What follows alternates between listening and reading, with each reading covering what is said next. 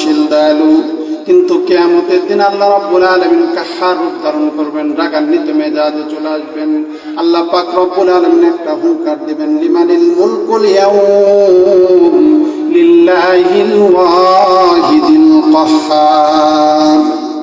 মহারাগে রাগান্বিত আল্লাহ এইবার ডাক দিয়ে বলবেন, ওয়ামতাজুল ইয়াওমা আইয়ুহাল মুজরিমুন।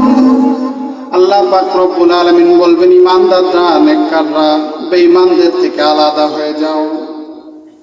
তখন কি সিচুয়েশন তৈরি হয়ে যাবে? আল্লাহ পাক রব্বুল আলামিন যখন ঈমানদারদেরকে আলাদা করে ফেলবেন, ঈমানদাররা একদিকে চলে যাবে, তাদের উপরে তো রহমত থাকবে, কিন্তু বেঈমানরা কাঁপা শুরু করে দিবে। বেঈমানরা নেশাগ্রস্ত পাগলের মতো হেলবে দুলবে।